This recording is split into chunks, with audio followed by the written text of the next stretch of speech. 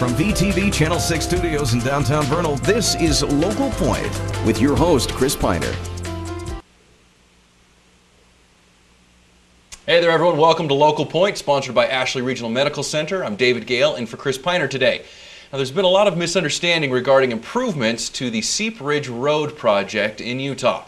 Now, today's show, that is, seeks to clear up some of those misconceptions. So we welcome into the studio two Uintah County Commissioners. We have Mike McKee and Mark Raymond with us. Thank you for joining us, gentlemen, today. Now, I'm going to be honest, I know very little about Seep Ridge Road, so maybe we can start by just talking about where this road is and the condition it's in, what we're planning on doing with it. Sure, if you don't mind, I'll kind of take the lead on that part. The Seep Ridge Road begins where State Road 88 ends, and that comes off of Highway 40, State Road 88, goes south down to Ouray.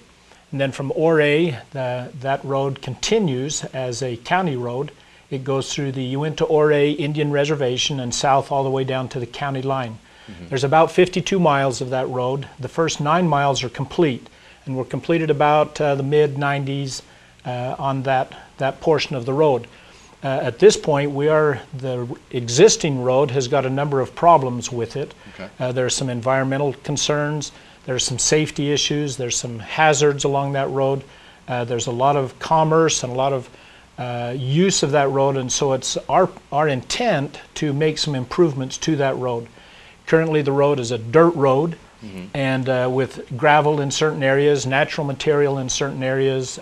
Shell actually comes right to the surface, and when the road is graded, it presents very sharp edges, and folks that have used that road know that you better come prepared with a lot of spares, because you could have even a couple of flats while you're out on that road. Some of the safety issues are there are a number of blind hills, blind curves, and so in an effort to provide a more safe driving experience, we will be just improving those conditions along the portion of the road where those curves and hills and blind corners are, so that it'll be more safe for the user. In addition to that, because of the natural road base that's out there, a lot of dust is created along that road. It's environmentally damaging to the foliage along that road, and as well as to the wildlife that eats on that vegetation. So this would eliminate those suspended dust particulates that get carried off of the road. And then the dust creates a very poor driving condition. If you get behind a big 18-wheeler on that road, you might as well sit back, because you'll never get a chance to pass it with the dust conditions.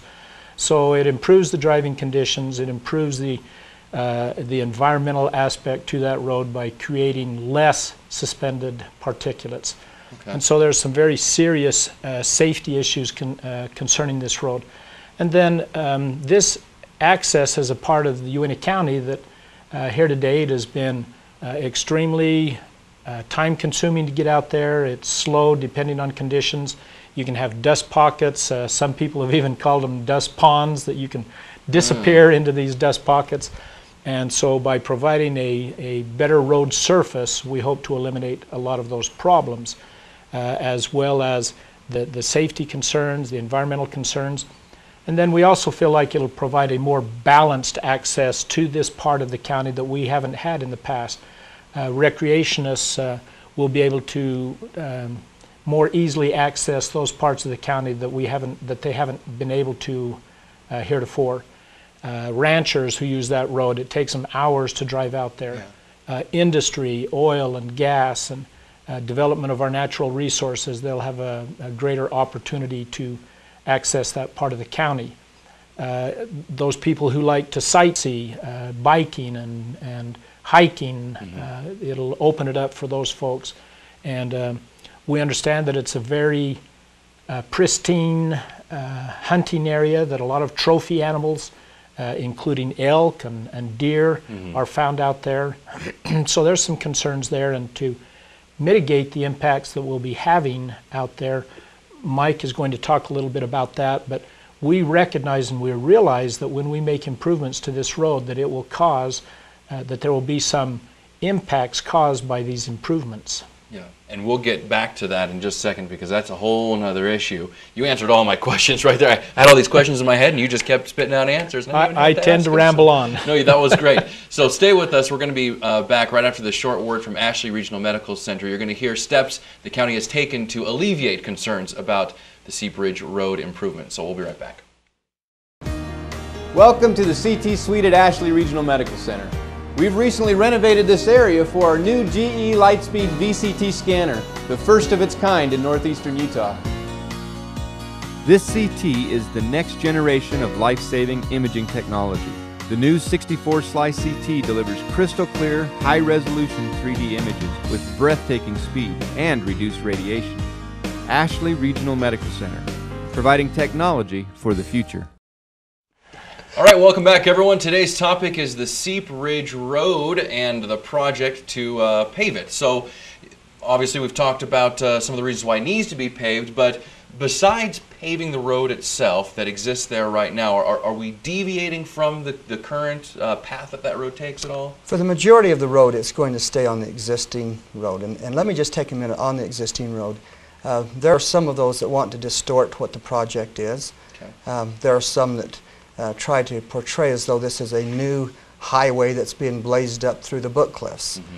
This is an existing road. It is a Title V road recognized by the federal government, a Title V road in perpetuity, meaning county has the right-of-way that forever, 66-foot right-of-way. Mm-hmm. And what our attempt here is to realign in several cases where environmentally it makes sense to do that to avoid cultural sites or environmental issues with sensitive plants. But for the most part, and that realignment is slight and minor. Okay. We have pictures, people that travel the road, very familiar with the dust clouds that form. Yeah. And if you're behind these trucks and these dust clouds, it's just difficult to get through. And of course, if there are any sensitive plants, which there is an area where there is, mm-hmm. with this dust hanging on to the leaves of these sensitive plants, it's difficult for them. And so actually this road in many cases will mitigate many of the problems we have.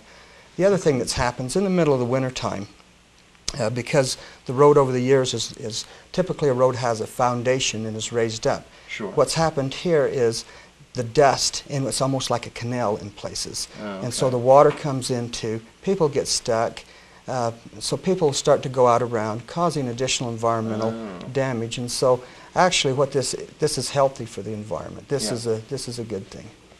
Any other concerns with, you talked about some of the plants, how about animals? Are there concerns about, I mean, the road's already there, right? Right.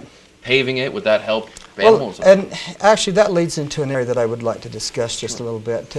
As we've gone through this process, we've had several different public meetings, and as the BLM has received comments, and as we have received comments, a lot of the comments we've had have been in support of the project. The ones that we've received in the county have primarily all been in favor of the project for the most part. The comments that have been received that we are aware of, primarily that were not in favor of the project, had to do with wildlife issues. Okay. And that was the concern is what effect will that road have? Will there be additional speed? Will there be additional loss of some of these prime hunting areas? Mm-hmm. And so we have addressed that. Mm-hmm. We and the Department of Natural Resources and DWR entered into a landmark agreement, and this agreement we have ensures the protection of the mule deer. Okay. And we have funded, and there's a several $100,000 study that's being conducted as we speak. It's a 5-year project. Okay. But in this study, what it's going to do, it's going to establish a baseline as to the number of deer that's out there in the area, the road kills, and then mitigating measures. And so we will be able to see, for example, crossing corridors where the deer may cross the road. We'll be able to see, does this road in fact, as it's improved, is there any additional road kill? Okay. If there is, then there will be mitigating measures to help deal with that. While the road is being constructed, one of the things we're going to do, we're going to put in certain areas where there will be undercrossings and fencing that will guide the wildlife to those crossings. And so without any requirement, we're going to be doing some of those things. But if we find that we, in addition to that, need to do other mitigating measures, there's things we can do, such as reduction of speed, possibly other underpasses. And so This agreement we have made with DWR we believe is very valuable. There's other things we're trying to do to enhance wildlife populations. We're doing such things as additional watering, different areas where catchment basins can be provided, and we believe actually help enhance the wildlife out in the area. So we're excited about that. Yeah, and you said that like 9 or 10 miles of the paving has begun. What is it going to take to finish, or how much time is the entire project going to take? We have about $26 million that has been raised for this project already. And the first 10 miles, as Mark referred to earlier, was done in the 1990s. The exact cost of this project is a little bit difficult to determine yet. I suspect this is going to be over a few-year process because we're still going to have to raise some additional money to pave this down to the county line. All right. We've run out of time. I apologize. Thank you so much for coming in and helping to explain the Seep Ridge Road project. For more details, you can contact any of the Uintah County Commissioners or the Uintah Transportation Special Service District. That's all for now. Thanks for watching Local Point.